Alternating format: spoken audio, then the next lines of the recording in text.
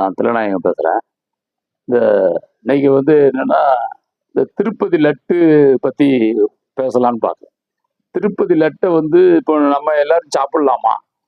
திருப்பதி லட்டு நம்ம சின்ன வயசுல நான் சாப்பிட்டுருக்கோம், எல்லாரும் சாப்பிட்டுருப்போம். ஆனா அந்த திருப்பதி லட்டோட வரலாறு இப்பதான் தெரிஞ்சுது. என்னன்னா, திருப்பதி லட்ட நம்ம எல்லாரும் சாப்பிடலாம். Right, okay. ஆனா எல்லாரும் சாப்பிடலாம், எல்லாரும் உண்டியல்ல காசு போடலாம், எல்லாரும் சாமியை கும்பிடலாம். ஆனா அந்த சாமிக்கு படைக்கிறாங்கல்ல லட்டு பிரசாதம், அந்த லட்டு ஒரு குறிப்பிட்ட சமுதாயத்தை சேர்ந்தவங்க தான் அந்த லட்டை செய்யணுமா. இப்போ எப்படின்னா, வைணவ பிராமணர்கள் கையால தான் அந்த லட்டை உருட்டணுமா. இது எந்த வகையில நியாயம்? லட்டை எல்லாரும் திங்கலாம், எல்லாரும் வரிசையில் நின்று சாமி கும்பிடலாம், எல்லாரும் உண்டியல் போடலாம், எல்லாருடைய காசும் சாமிக்கு தேவைப்படுது, சாமியை போடுறாங்க, சாமியை கோயிலை பராமரிக்க கொடுக்காங்க, ரைட்டு. வைணவ பிராமணர்கள் மட்டும்தான் அந்த லட்டை கையால உருட்டணுமா. இது என்ன வகையில நியாயம்? சைவ பிராமணர்கள் கூட அதை உருட்ட விடலாம். அவரு திருப்பதி லட்டு அந்த வைணவ பிராமணர்கள், அதாவது அந்த நாமம் போடுவாங்கல்ல, அவங்க தான் உருட்டணுமா. இது யாரு ஏற்படுத்தின ஏற்பாடு? இது இப்போ அந்த சாமியுடைய ஏற்பாடா, இல்ல சாமியை கும்பிடுற இவங்களுடைய ஏற்பாடா? இவங்க ஒரு சாமிய இது அவங்க சாமி, ரைட், இது அவங்க சாமி, அவங்களுக்கு என்ன சொல்றாங்க, இது எங்க சாமி, இது எங்க சாமிக்கு நாங்க இப்படித்தான் பண்ணுவோம், எங்க கையால தான் எங்க சாமிக்கு உருட்டணும்னு சொல்றாங்கன்னு நான் புரிஞ்சுக்கிறேன், ரைட்டு. அப்ப உங்க கையால குமுத்த உருட்டி கொடுத்தாதான் அந்த சாமி தின்னும்னா, அப்படிப்பட்ட ஒரு சாமி மற்ற ஜாதிக்காரன் யாரும் உருட்டி கொடுத்தா நான் திங்க மாட்டேன்னு சொல்றாருன்னா, அந்த சாமி அப்போ யாருக்கான சாமி? அப்ப அந்த வைணவ பிராமணனுக்கு மட்டுமான சாமி தானே அது. மற்ற மனுஷனுக்கு அந்த சாமி எப்படி சொந்தமாகும்? இப்ப ஒரு சுயமரியாதை உள்ளவன், ஒரு மான உணர்ச்சி உள்ளவன் எவனாவது லட்டு தும்பானா? அந்த லட்டு திங்க சும்மா போயிடலாம். அது எப்படி? எல்லாரும் கையிலையும் உருட்டலாம். கடவுள் பொதுவானவனா இருக்கணும்ல, எல்லா மக்களுக்கும் பொதுவான ஒரு கடவுளா இருக்கணும். எல்லாரும் அந்த வேலையை செய்யணும். அப்பதான் எல்லாரும் திங்கணும்ல. நான் மட்டும்தான் செய்வேன், நீங்களாம் வரிசையில் நின்னுங்கோ, நீங்களாம் தின்னுங்கோ, நீங்க காசு கொடுங்கோ, அதை நாங்க வாங்கிக்கிடுவோம், ஆனா யாரும் உருட்டக்கூடாது. இந்த லட்சணத்துல அவரு பெருமாள் அவர் கிருஷ்ணர் அந்த அவதாரம் தானே. அவர் எங்க பிறக்கிறாரு? அவர் கோணர் வீட்டுல பிறக்கிறாரு, யாதவர் வீட்டுல பிறந்து வளர்றாரு. ஆனா கதையில யாதவர் வீட்டுல பிறப்பாரு. ஆனா நிஜத்துல அந்த பெருமாளுக்கு அந்த லட்டு பிரசாதத்தை உருட்டி கொடுக்குற உரிமை அந்த யாதவர் கிடையாது. யாதவர் கிடையாது, தேவர் கிடையாது, கோணார் கிடையாது, எந்த சமுதாயத்துக்கும் கிடையாது, சைவ பிராமணர்களுக்கே கிடையாது. அப்ப இது என்ன நியாயம்? அப்போ ஒரு நல்ல மான உணர்ச்சி உள்ளவன் எவனாவது இந்த லட்டை திம்பானா? அப்ப மானம் கட்டவன் தான் அந்த லட்டை திம்பான். நான் இதுவரைக்கும் தின்றுருக்கான இனிமேல் இந்த லட்டை வாழ்நாள் முழுக்க திங்க மாட்டேன். இது எப்படி நம்ம திங்க முடியும்? இது சுயமரியாதை வேண்டாமா நமக்கு? நீ என்னோட ஒஸ்தியா? நீ உருட்டி கொடுத்தாதான் அவர் திம்பாரு, மத்தவங்க கொடுத்தா திம்பாரு. அந்த சாமியே நமக்கு தேவையில்லை. அப்படி ஒரு மானம் கெட்டு போய் சாமி கும்பிடணுங்கிற அவசியம் நமக்கு இருக்கக்கூடாது. அவன் தான் மனுஷன். அதோடு பாருங்க, பிராமணன்ல சைவ பிராமணன் பண்ணக்கூடாதான்.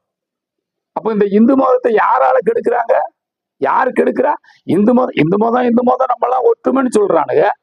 அப்ப சொல்லிட்டு அதான் எல்லாரும் வாங்க நம்மளாம் இந்துன்னு சொல்ல வேண்டியது. அங்க போனோட இது நான் மட்டும் தான் பண்ணுவேன், நீங்களாம் பின்னாடி நின்னுங்கோ, தள்ளி நின்னுங்கோன்னா அப்ப எப்படி விளங்கும்? இதை சொன்னா மற்ற மதத்துல இருக்க குறைன்னு சொல்லி எல்லா மதத்துல உள்ள குறைன்னா சொல்லுவாங்க. இது இந்து மதத்தை கெடுக்கிற செயல். இது எப்படி இந்து ஒற்றுமையாகும்? நான் மட்டும்தான் உருட்டுவேன், நீங்க எல்லாம் தின்னுங்க, காசு கொடுங்கன்னா. அதுக்கப்புறம் மற்ற மதங்கள்ல எந்த மதத்திலேயாவது இந்த மாதிரி இந்த ஜாதிக்காரன் தான் அதை பண்ணுவான் அப்படின்னு ஏதாவது இருக்குதா? ஆனா இந்த மதத்துல மட்டும்தான் இருக்குது. இது என்னன்னு நான் ஏற்கனவே இதை பத்தி பேசியிருக்கேன். இது அவனுடைய சாமி, பிராமணர்களுடைய சாமி, வேதத்துல சொல்லப்பட்ட அவங்க சாமி, அவங்க முறைப்படி கும்பிடுறாங்க.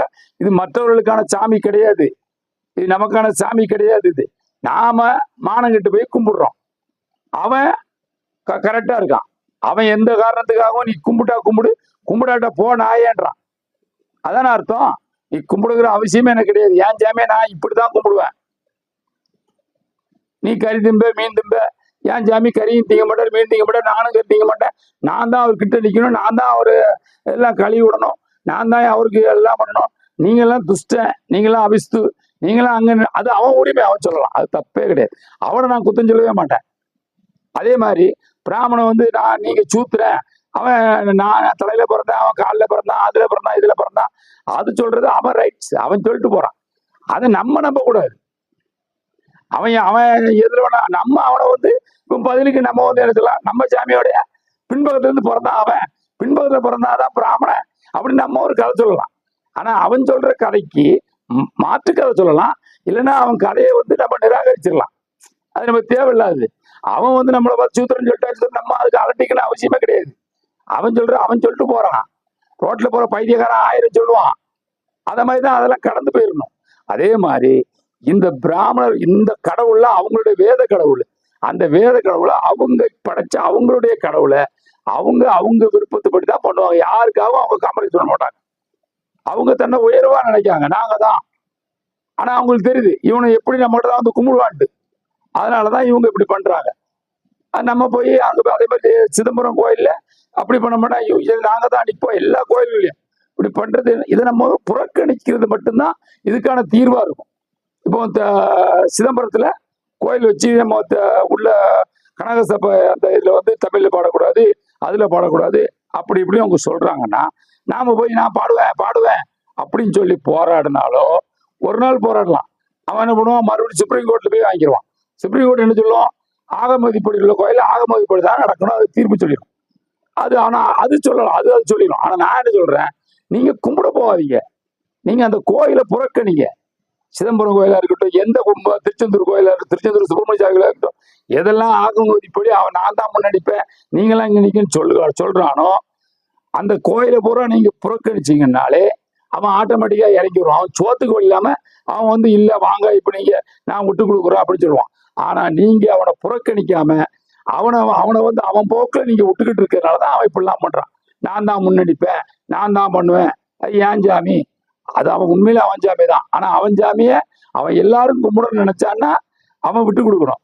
அவன் யாருமே என் சாமியை கும்பிட வேண்டாம் அப்படின்னு சொன்னான்னா நாம அவனை புறக்கணிச்சோம்னா அவன் சாமியை தூக்கிட்டு ஓடிடுவான். ஒண்ணு அவன் சாமியை தூக்கிட்டு வேற பக்கம் போவான், இல்லைன்னா அவன் சாமியை எல்லாரும் கும்பிடுற மாதிரி விடுவான். இதுதான் அதுக்கு ஒரே தீர்வு. என்ன பைனலா என்ன சொல்றேன்னா, மானம் உள்ளவன் திருப்பதி லட்டை திங்க மாட்டான்.